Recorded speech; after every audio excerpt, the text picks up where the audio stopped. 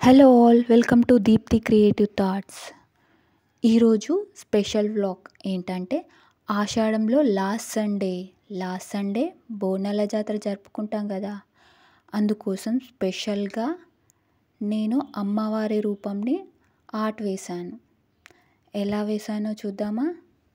దానికంటే ముందు Deepti creative thoughts ఛానల్ని లైక్ చేయండి, షేర్ చేయండి, సబ్స్క్రైబ్ చేయండి. అమ్మవారి రూపం వేయడానికి ఇక్కడున్న ఈ కలర్స్ని నేను తీసుకున్నాను. అమ్మవారి రూపం బాగా రావడానికి ఫస్ట్ నేను పసుపు కుంకుమతో స్టార్ట్ చేశాను.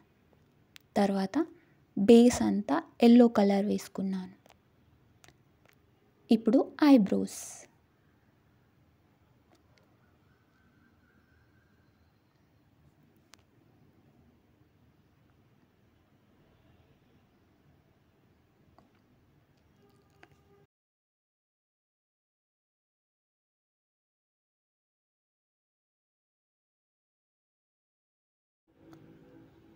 ఐస్ వేస్తున్నప్పుడు ఒకటి చిన్నగా ఒకటి పెద్దగా వచ్చింది. సైడ్ యాంగిల్ నుంచి వేస్తున్నాం కదా, అందుకనే అలా కనిపిస్తుంది. ఇక్కడ నేను ఒక చిన్న మిస్టేక్ చేశాను. అదేంటంటే కంటి లోపల వైట్ వేసిన తర్వాత బ్లాక్ గ్రౌండ్స్ వేయాలి కదా, బట్ నేను ముందే బ్లాక్ గ్రౌండ్స్ వేసేసి తర్వాత వైట్ వేసా. అది ఒక చిన్న మిస్టేక్. కళ్ళలో స్పార్క్ కనిపించడానికి ఇక్కడ నేను వైట్ అండ్ బ్లాక్ మిక్స్ చేసేసి ఇలా డాట్స్ పెట్టాను. ఇప్పుడు నోస్ వేయడానికి స్కిన్ కలర్ కోసం రెడ్ అండ్ ఎల్లో మిక్స్ చేసి వేసాను. బట్ అది బేస్ ఎల్లో పైన అంత బాగా కనిపించకపోయేసరికి ఆ స్కిన్ కలర్లో కొంచెం బ్లాక్ కూడా యాడ్ చేసి వేశాను. ఇప్పుడు లిప్స్ కోసం నేను రెడ్ కలర్ని యూజ్ చేశాను. లిప్స్ అంతా రెడ్ కలర్తో ఫిలప్ చేసేసి అవుట్లైన్ కోసం నేను రెడ్ అండ్ మెరూన్ మిక్స్ చేసి అవుట్లైన్ వేశాను.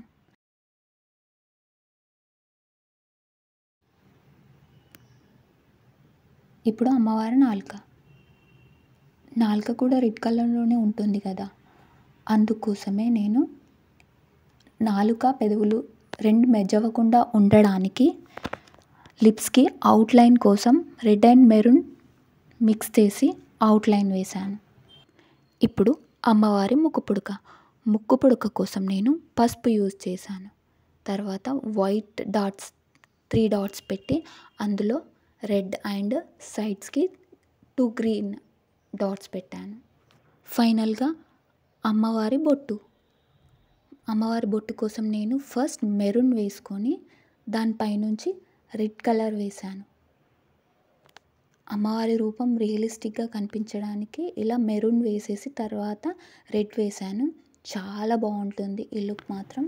ఫస్ట్ టైం నేను అమ్మవారి రూపంని ఇలా ట్రై చేశాను. నాకైతే చాలా బాగా నచ్చింది. అందుకోసమే ఫ్లవర్స్ పెట్టి అమ్మవారికి దీపం కూడా పెట్టాను. మీకు కూడా ఈ అమ్మవారి రూపం నచ్చినట్టయితే లైక్ చేయండి, షేర్ చేయండి, సబ్స్క్రైబ్ చేయండి. అమ్మవారి రూపం ఎలా వేశానో కామెంట్ చేయండి. Thank you for watching this video.